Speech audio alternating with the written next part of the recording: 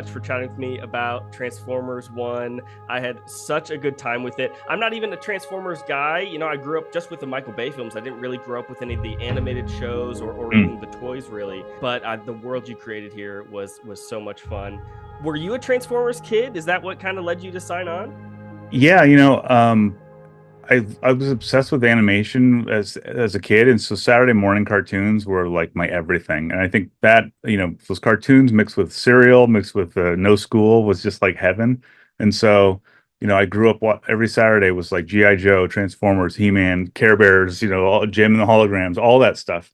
And so Transformers was one of the best ones. And so it's really kind of full circle in a weird way that I'm, having made a Transformers film now.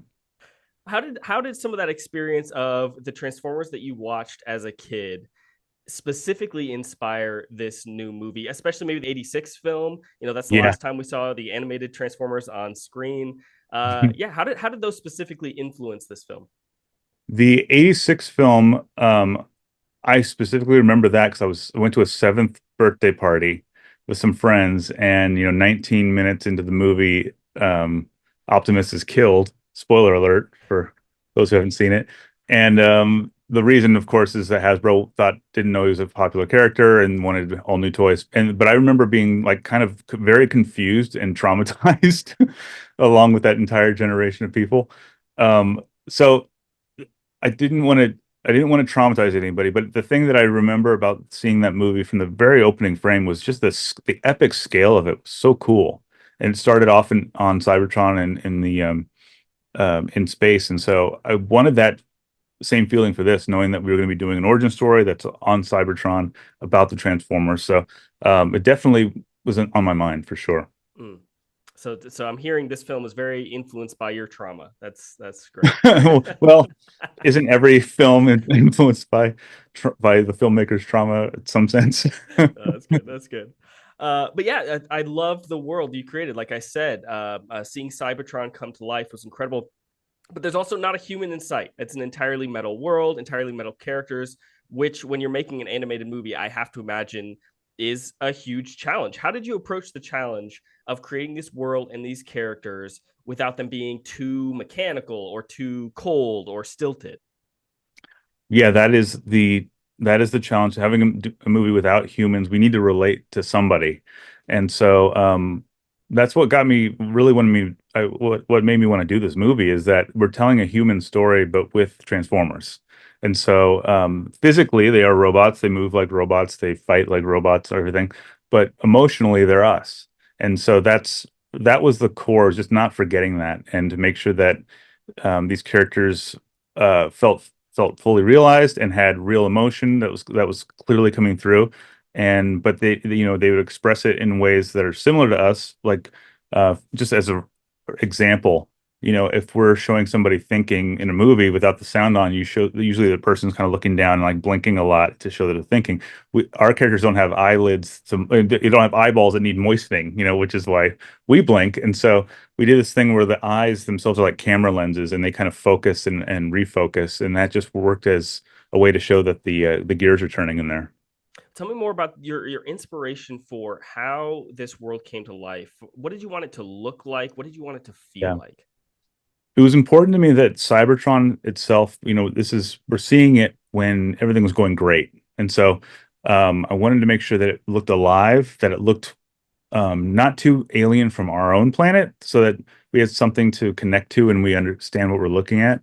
That's one of the dangers of sci-fi. You can go way out there, which is cool, but for this movie, Cybertron was so important as basically the what's at stake for the entire film and for the entire series in a way, because you know, later on, what happens is Cybertron begins to really die, and then the Transformers are forced to leave. And so it was important to really sell the idea that this is a cool place that is not just a gray ball in the sky. It's actually got beautiful metal that reflects, and there's also kind of alien growth on the planet as well. Just make it feel real, and someplace that you want to explore and be in, and because you're going to be on the surface for most of the movie. Hmm.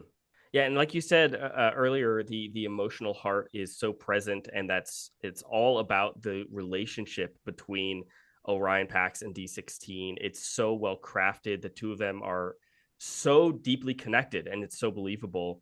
How difficult, as great as that relationship was, how difficult was it to sort of put in these cracks in the foundation that, of course, lead towards the end of the film? Yeah, well, everything is based on that relationship between Optimus and Megatron, and um, so thinking about what the audience is bringing to the movie before they even step in the door, they're already going, well, these guys are villains. They don't like each other. They fight. That's what anybody who knows just the bare minimum about Transformers knows that. And so I thought, oh wow, that'd be really great to come into this movie, see them working well together, and you really like them together. That was the challenge, was can we sell that they are friends and that you like seeing them together and you want them to stay that way, because there's always going to be that underlining tension of, oh, it's not going to work. It's going to fall apart at some point. And then it was just like how to deal out those cards one at a time so that the audience really feels the emotion by the end of it. It's really tragic that that's happened. Yeah. And of course, the performances carry this so well. Yeah. Chris Hemsworth, Brian Tyree Henry are incredible. We've known the iconic voice of Optimus Prime for decades. And what I love is how you can hear Chris Hemsworth's performance sort of evolving, getting closer and closer to the Prime that he becomes throughout the film. I love that speech that he gives towards the end. Yeah. You really Yep. start to go, "Oh, there it is." How did Uh-huh. you how did you help him unlock his prime and kind of chart this journey of his voice along the way? Well, it's funny. I credit him completely, but let me back up and say Peter Cullen, the voice of Optimus Prime, that he's my Prime. He's my Optimus. He's what I grew up on. So it was a real challenge to go, well, how do we do this? How do we tell a story with a younger one, a younger version of that? But it was the idea that he's named Orion Pax, and he will eventually become that. That's for me, that helped me go like, okay, I'm not betraying myself, you know. And so I talked to Chris about that a lot early on, because he had the same reservations, and so it's like, okay, we're doing Orion Pax. He's a little looser, he's a little more carefree, and just not as refined, and also doesn't have the wisdom yet to be Optimus. And so Chris nailed that and brought his own charm into it, and just became this really fun, kind of loose character. And then we were reading through the script, and we got to that speech part, and he started like physically, he would stand to do his lines, but physically I saw him kind of like puff his chest out and just get a little stand up a little straighter even. And then he started to have the cadence and the power behind the words, and it was like, oh, whoa. And I seriously, I swear I got goosebumps when he did that for the first time. And then I was like, okay, hold on, what are you doing right now? And he said, well, I thought I'd try something where try this evolve thing. And I hadn't, at that point, I hadn't thought about that. And as soon as he said that, I was like, let's do this, because he's already nailing it. And then it became this balance of, where do we do it? Like, where was the right part in the script to make it feel as natural as possible? And what you called out, that speech to the miners, is kind of his real first step into leadership, and becoming an optimist. Mm. Yeah, you feel it. You feel it so much within that scene, especially and elsewhere. And what I love before the rift that happens towards the end of the film, I love that you have this group of characters that are all, you've got the gung ho leader who's kind of, out in front and let's go save the day. You have the more reserved, but passionate D-16, and then the tough as nails Alita, the goofball B. Which character do you see yourself in the most, especially when it comes to directing? Do you see yourself more in one of those characters? Ooh, wow. I when it comes to directing, um, I'd say all four of them. And the reason, I know it sounds like a cop out answer, but it's really not. I have to, I treat those characters as real people, as real characters. And so if I was to like one more than the other, then you'd feel it in the movie and it wouldn't feel real. It would feel like I have an agenda or something. And so I have to approach it like every single one of these characters has an opinion, and a real opinion and a real thought. Even if they're telling jokes, it's based on a worldview that they really believe in. And so all four of those characters, they had such strong opinions and strong character that came out of the writing, but also came out of the actor themselves. And that's part of the reason I wanted all of those actors, is because they really brought a piece of themselves into that role to make it believable. And they sure did. It was incredible. I love seeing all four of them together. So Yeah. good. Well, this is your second feature film as director. You know, of course, coming off of winning an Oscar for Toy Story 4, of course. Both films, Toy Story 4 and Transformers 1, must have come with such an enormous amount of pressure. I mean, Toy Story 4, you're following up an acclaimed trilogy. Yeah. Transformers 1, you're kind of bringing a new spin on an iconic franchise.